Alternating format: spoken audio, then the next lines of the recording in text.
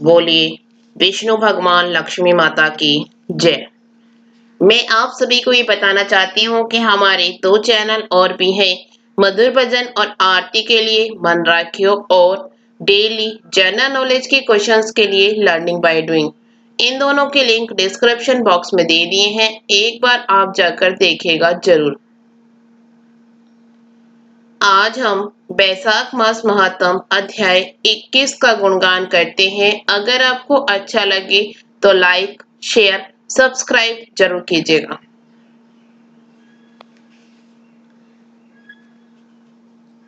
तब श्रुतदेव जी कहने लगे कि शंख मुनि और व्याध दोनों बड़े विस्मित हुए। तब शंख मुनि ने पूछा, तुम कौन हो और तुम्हारी दशा ऐसी कैसे हो गई थी? हे सौम्य, किस कर्म से तेरी ऐसी शुभ बुद्धि हो गई और अकस्मात तेरी मुक्ति कैसे हो गई? यह सब हमें बताओ।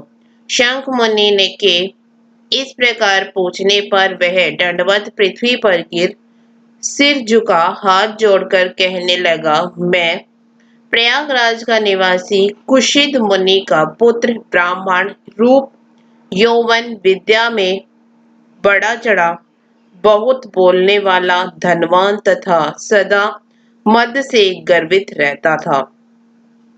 मेरा नाम रोचन था। आसन शयन निद्रा लोकाचार्य ब्याज लेना यही मेरा व्यापार था। मेरी किसी पर श्रद्धा नहीं थी। इस तरह से मेरा बहुत समय नष्ट हो गया। बैसाख के महीने में जयंत नाम के ब्राह्मण भगवान के प्यारे बैसाख मास के धर्म की कथा सुनाया करते थे, जहाँ चारों वर्ण के हजारों स्त्री पुरुष प्रातःकाल स्नान व मधुसूदन भगवान का पूजन कर कथा सुनते थे। मैं उस सभा में पगड़ी पहन 5 चबा वहां का कौतुक देखने को जाता था। वहां जाकर कभी हंसी कभी निंदा करता। ऐसी लोक बातों से सब श्रोताओं का मन चलायमान हो जाता। उसी दोष के कारण मेरी बुद्धि नष्ट हो गई, आयु क्षीण हो गई और 14 मनवंतरण तक भयंकर नरक में रहा और 84 लाख योनि भोगकर अब मैं इस विशाल वृक्ष की खोटर में महाकुर सर्प की योनि पा निवास कर रहा था। हे विप्रशे, अपने पूर्व जन्म के कर्मों के फल से 10 सहस्त्र वर्ष से निराहार निवास कर रहा था कि देव योग से आपके मुख कमल से निकली कथा को चक्षु गोलक द्वारा सुनने से मेरे सब पाप दूर हो गए हैं और सर्प योनि छोड़ दिव्य देह धारण कर आपके शरण में आया हूँ। मैंने तो यही कोई उपकार नहीं किया, फिर सज्जनों का संग कैसे हुआ? अब आप मेरे ऊपर अनुग्रह करो, जिससे धर्म में मेरी बुद्धि हो, सुंदर गति मिले और सच्चरित्र साधु महात्माओं की संगति मिले, विष्णु भगवान में प्रीति हो और उनको कभी न भूलूं। इस प्रकार अनेकों स्तुति कर हाथ जोड़ सिर झुका वह मुनीश्वर के आगे चुपचाप खड़ा रहा। शंख मुनि ने प्रेम में भर उसको दोनों हाथों से उठाया और उस पर अनुग्रह कर भावी वृतांत कहने लगे। हे द्विज, बैसाख मास और विष्णु भगवान का महात्म्य श्रवण करने से तेरे सब पाप नष्ट हो गए हैं। तू कर्म से अतिवाहक लोकों को जाकर फिर दशाण देश में ब्राह्मण के घर जन्म लेगा और वेद शर्मा नाम से प्रसिद्ध होकर सब विधाओं में विशारद होगा। प्रत्येक जन्म में तेरी अत्यंत जाति स्मृति होगी। नि द्वंद निस्पृह गुरु भक्त और जितेंद्रिय होकर उस जन्म में तू सदा विष्णु भगवान की कथा में तत्पर रहेगा और बैसाखोक्त विषय के अपधर्म करेगा। तब तू सिद्धि प्राप्त कर संपूर्ण बंधनों से छूट परम धाम को प्राप्त होगा। ऐसा कहे मुनीश्वर चुप हो गए। तब व्याध को देख वह पुरुष मुनीश्वर से कहने लगा, आपने मेरे ऊपर बड़ा अनुग्रह किया, जिससे मेरी दुष्टि योनि जाती रही और उत्तम गति मिली। ऐसा कहकर वह परिक्रमा दे आज्ञा ले स्वर्गलोक को गया।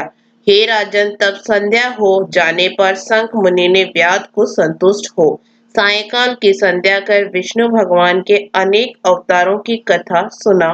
रात्रि के शेष भाग को व्यतीत कर ब्रह्म मुहूर्त में नित्य कर्मों से निश्चित हो प्रसन्न मन से व्याध को बुला उसके सिर पर प्रोक्षण कर राम ये दो अक्षर का मंत्र जाप करने और मरण उपरांत इन्हीं धर्मों के करने का उपदेश दिया और कहा कि इससे तेरा जन्म वाल्मीकि ऋषि के कुल में होगा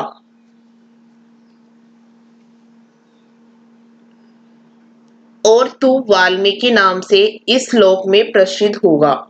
व्याध को इस प्रकार समझा बुझाकर शंख मुनि दक्षिण दिशा को चले गए।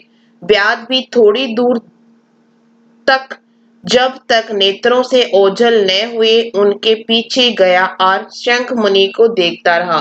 फिर हृदय में उन्हीं का ध्यान करता हुआ वैशाखोक्त धर्मों को करता हुआ व्याध का जन्म पूर्ण कर वाल्मीकि ऋषि के घर में जन्म लिया। एक सरोवर के किनारे कृणु नाम से मुनि दुस्तर तप करते थे जिनके शरीर पर बहुत काल से सर्प की बांबी बन गई थी। इसी हेतु से उन्हें वाल्मीकि ऋषि भी कहने लगे। फिर तप के अंत में जब कृणु ऋषि के कानों में स्त्रियों के प्रिय शब्द सुनाई देने लगे तो उनका चित्त चलायमान होने लगा और एक भील जाति की स्त्री को ला वाल्मीकि नाम का पुत्र उत्पन्न किया।